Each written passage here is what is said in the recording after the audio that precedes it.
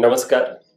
या व्हिडिओमध्ये आपलं सगळ्यांचं खूप खूप स्वागत. आजच्या व्हिडिओमध्ये आपल्याला अशा एका पदार्थाबद्दल बघायचं आहे ज्याच्या अनेक रेसिपीज आपण वापरत असतो. जसे की त्याचं सरबत आहे, त्याच्यापासून बनवलेली सोलकढी आहे, वेगवेगळ्या आहारांच्या मध्ये किंवा वेगवेगळे पदार्थ बनवत असताना सुद्धा त्याचा वापर आपण करत असतो आणि तो पदार्थ आहे कोकम. यालाच आपण नेहमीच्या मराठी भाषेमध्ये आमसूल म्हणून ओळखतो. आयुर्वेदामध्ये त्याचं वर्णन वृक्षामल म्हणून आलेलं आहे. त्याच्या लाल रंगामुळे रक्तपूरक, त्याचबरोबर तिंतिडिक, राजंबी अशी सुद्धा नावं त्याला मिळालेली आहेत. कोकम रेड मँगो म्हणून सुद्धा ओळखलं जातं आणि त्याच्यामध्ये असणाऱ्या गार्सिनॉल ह्या घटक द्रव्यामुळे त्याला गार्सिनिया इंडिका हे सायंटिफिक नेम म्हणजे शास्त्रीय नाव मिळालेलं आहे. शक्यतो पश्चिम घाट क्षेत्र आणि कोकणामध्ये कोकम विशेष करून आढळतं आणि त्यामुळे तिथल्या अनेक आहार्य पदार्थांच्या बनवण्यामध्ये कोकम वारंवार वापरलं जातं. ह्याच कोकमाबद्दल, त्याच्या गुणधर्मांच्या बद्दल आणि त्याचा आपण औषधी उपयोग कसा करून घेऊ शकतो ह्याच्याबद्दल आपल्याला आजच्या व्हिडिओमध्ये जाणून घ्यायचं आहे. आता कोकमचे गुणधर्म कोणते आहेत ते बघूयात.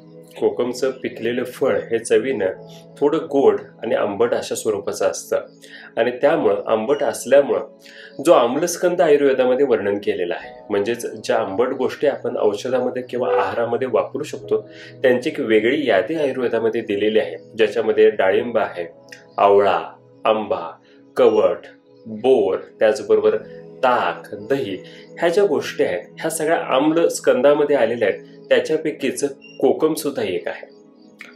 त्याचबरोबर आम्रादी फलवर्ग नावाची सुद्धा एक यादी आयुर्वेदामध्ये वेगळी दिलेली आहे, ज्याच्यामध्ये काही आंबट फळांचा समावेश आहे, ज्याच्यामध्ये सुद्धा कोकम एक द्रव्य म्हणून ओळखलं गेलेलं आहे. कोकम चवीला गोड आणि आंबट आहेच, त्याचबरोबर त्याचा एक महत्वाचा गुणधर्म आहे ते म्हणजेच ते लघु आहे, म्हणजेच पचायला खूप हलका आहे. त्यामुळं वेगवेगळ्या जड पदार्थांच्या रेसिपीजमध्ये कोकम जर वापरण्यात आलं तर ते पदार्थ पचायला खूप सोपं जातं. त्याचबरोबर कोकम हे वृक्ष गुणाचं आहे, म्हणजेच शरीराला, त्वचेला कोरडेपणा आणणार आहे. साहजिकच आपल्या शरीरामध्ये जो ओलावा साचलेला असतो, दोषांचा जो संचय झालेला असतो तो कमी करण्याकरता सुद्धा कोकमचा खूप चांगला उपयोग होतो. जर आपण त्रिदोषांच्या वरती कोकमाचा परिणाम बघायचा ठरवलं तर कोकम वात आणि कफाचं शमन करतं, म्हणजेच शरीरातले वात आणि कफ दोष कमी करायला मदत करतं. त्याचबरोबर पित्तदोष वाढवत असल्यामुळं आपला पाचकाग्नी वाढवून आपल्या शरीरामध्ये दोषांचा संचय झाला असेल तर तो कमी करण्याचं महत्वाचं काम सुद्धा कोकम करतं. आता कोकमचे आपण औषधी उपयोग कसे करून घेऊ शकतो हे बघूया. कोकमाचे अनेक औषधी उपयोग आहेत, आपण एका पाठोपाठ एक हे बघणार आहोतच. त्यापैकी सगळ्यात पहिला आणि महत्वाचा उपयोग कोकमाचा आपल्याला दिसून येतो तो म्हणजेच तृष्णा निग्रहण. म्हणजेच बऱ्याच वेळेला आपल्याला घसा कोरडा पडण्याची तक्रार असते किंवा कितीही पाणी पिलं तरी सुद्धा तहान भागत नाही ही तक्रार असते. शक्यतो उन्हाळ्याच्या दिवसांच्या मध्ये आपल्याला ह्याची जाणीव खूप होते. त्यावेळेला कोकम तृष्णेचं निग्रहण म्हणजेच तहानेचं शमन करण्याचं काम करतं आणि म्हणूनच उन्हाळ्याच्या दिवसामध्ये कोकमचं सरबत हे वारंवार वापरलं जातं. कोकमचा ह्या नंतरचा उपयोग आहे ते म्हणजेच दीपन. कोकम हे लघु गुणाचं आहे, पचायला हलकंच आहे, पण फक्त पचायला हलकं आहे असं नाही तर त्याच्यातून थोडंसं पित्त दोषाचं वर्धन होत असल्यामुळं आपले पाचकाग्नी वाढवण्याचं काम कोकम करतं आणि त्यामुळं आपण कुठलीही गोष्ट जर खात असू तर ते लवकर पचवण्याची क्षमता आपल्याला कोकमातून मिळते. तिसरा कोकमचा उपयोग आहे तो म्हणजेच ते रुचिकर म्हणून काम करतं. रुची म्हणजेच चव. बऱ्याच वेळेला आपल्याला तोंडाला चव नसेल, काहीही जर खाल्लं तर ते बेचव लागत असेल तर आपण त्या पदार्थात कोकमचा वापर केला असेल किंवा तो पदार्थ खाण्यापूर्वी थोडंसं आमसूल तोंडात टाकून चघळलं असेल तर तोंडाला चव आणण्याचं काम कोकम करतं. पचन संस्थेवरती कोकमचे खूप उपयोग दिसून येतात आणि त्यापैकी सगळ्यात पहिला उपयोग जो पचनावरती दिसून येतो तो म्हणजेच वातानुलोमन.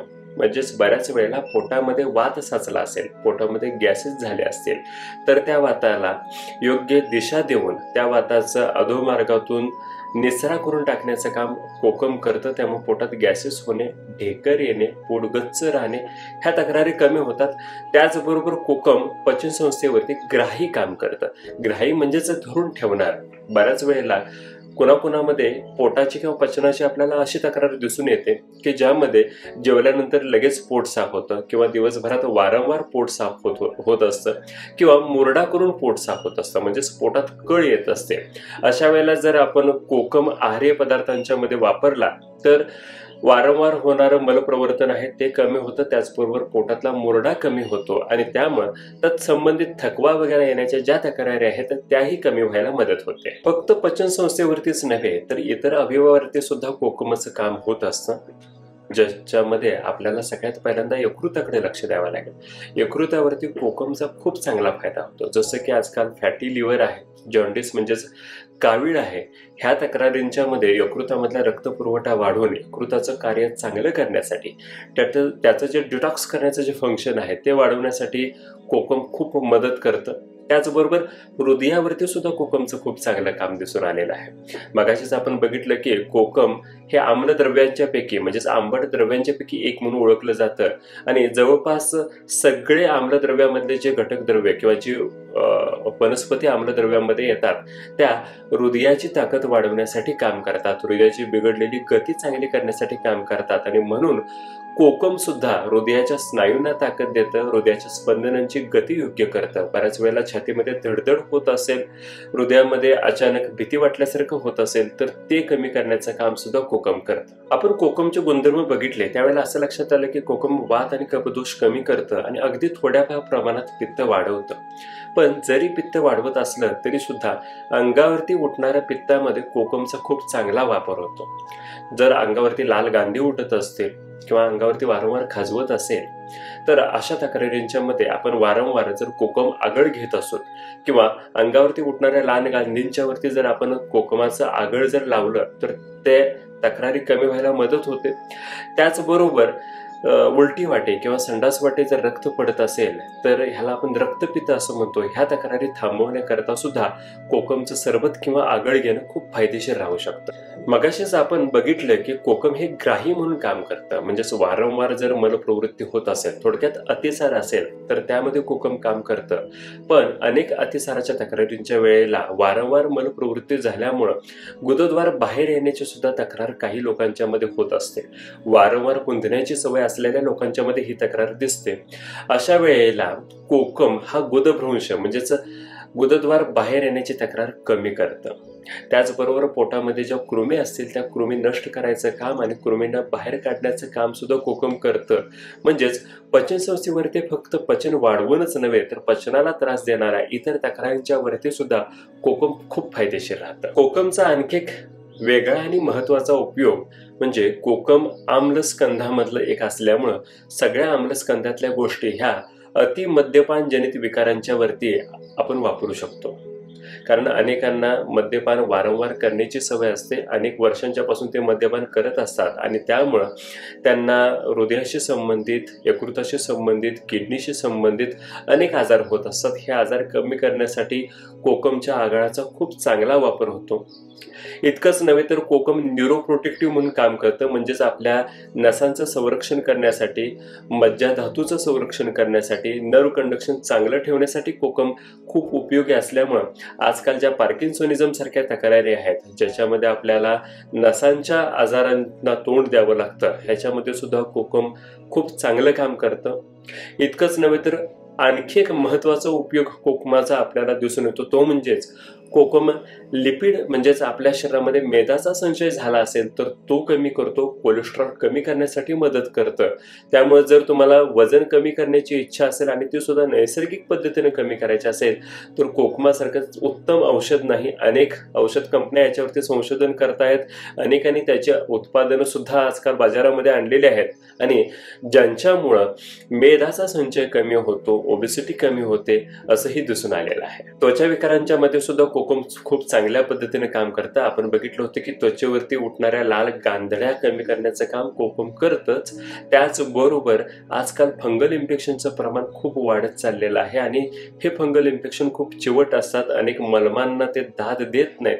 अशा वेळेला कोकम तिथं अँटी फंगल म्हणून उत्तम काम करताना दिसून आलेलं आहे. कोकमाचे इतके उपयोग तर आपण बघितलेतच, पण त्याचा वापर आपण कशा पद्धतीने करू शकतो हे आता बघूयात. कोकम वेगवेगळ्या पद्धतीने आपण वापरू शकतो आणि त्याच्यामध्ये सगळ्यात पहिल्यांदा आणि महत्त्वाचा त्याचा वापर म्हणजेच कोकम फांट स्वरूपात आपण करू शकतो. म्हणजेच कोकम वाळलेल्या कोकमची जर आपण पावडर घेतली, ज्याला आपण चूर्ण म्हणतो, ते चूर्ण आपण जर पाणी गरम केलं आणि गरम केलेल्या पाण्यामध्ये जर ही पावडर टाकली तर त्याच्यापासून कोकम फांट तयार होतो. अनेक कफसंचयाच्या आजारांच्या मध्ये ह्याचा वापर होऊ शकतो. जर तुम्हाला वजन कमी करायचं असेल, कोलेस्ट्रॉलचे लेवल कमी करायचे असेल, लिपिड प्रोफाईल बिघडलेली असेल, तर गरम पाण्यामध्ये थोडीशी कोकम पावडर टाकून ते पाणी कोमट करून जर आपण पिलं तर ह्या अनेक तक्रारींच्या मध्ये ह्या कोकम फांटाचा आपण चांगला वापर करू शकतो. दुसरा आपण कोकमाचा वापर करू शकतो ते म्हणजेच कोकम सरबत म्हणून.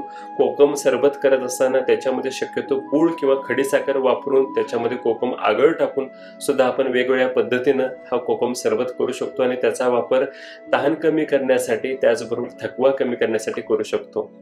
यानंतर सोलकढी हा एक खूप महत्त्वाचा पदार्थ कोकणामध्ये वारंवार वापरला जातो, जवळपास रोजच वापरला जातो, ज्याच्यामुळे पचनशक्ती चांगली होते, त्याचबरोबर अतिसाराच्या तक्रारी कमी होतात. वाढलेलं पित्त जर असेल तर ते निचरा होऊन जाण्यासाठी सुद्धा मदत होते. त्यामुळं कोकम आपल्याला हे सोलकढीच्या स्वरूपात सुद्धा वापरता येतं.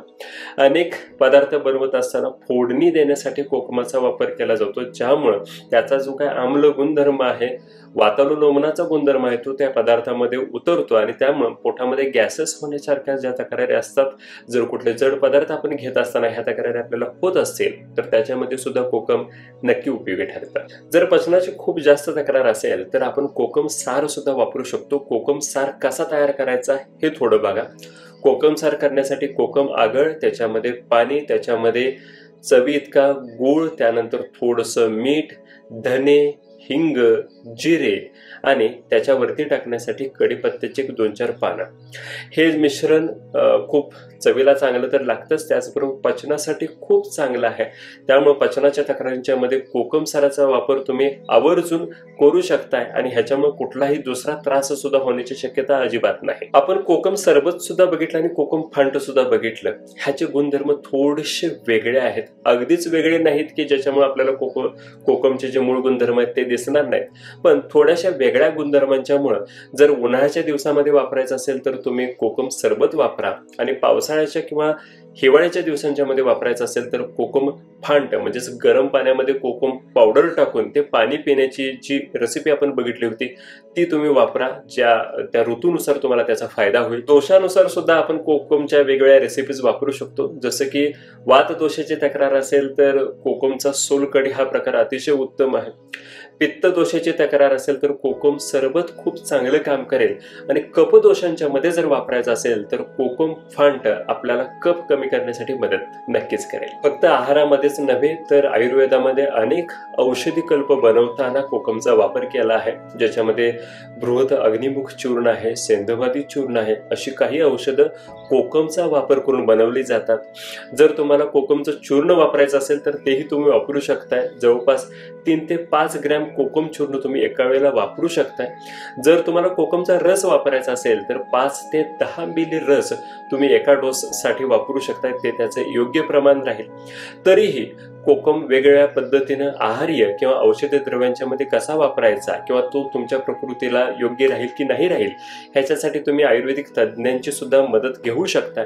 कोकम हा आहारामध्ये नियमित वापरला जाणारा पदार्थ असला तरी सुद्धा त्याच्याकडे बऱ्याच वेळेला आपलं दुर्लक्ष होत असतं. बऱ्याच वेळेला असं असतं की समोरच तो पदार्थ असल्यामुळे त्याचे इतके उपयोग होत असतील हे आपल्याला माहिती सुद्धा नसतं किंवा तितकं त्याचं महत्व आपल्याला जाणवत नसतं. आज आपल्याला कोकमाचं हे महत्व कळालंय, त्याचा आवर्जून वापर करा. अशाच पद्धतीनं वेगवेगळ्या औषधी द्रव्यांच्या बद्दल, आहार्य द्रव्यांच्या बद्दल आपण इथून पुढे सुद्धा अनेक व्हिडिओच्या मार्फत जाणून घेणार आहोत. जर व्हिडिओ आपल्याला आवडला असेल तर नक्कीच लाईक करा. आपल्या मित्रमंडळींच्या मध्ये सुद्धा हा व्हिडिओ शेअर करा, जेणेकरून त्यांना सुद्धा आपल्या घरामध्ये असणाऱ्या ह्या ज्या काही गोष्टी आहेत त्याचे गुणधर्म माहिती होतील. असेच आणखी व्हिडिओ ऐकायचे असतील तर चॅनलला नक्कीच सबस्क्राईब करा. धन्यवाद.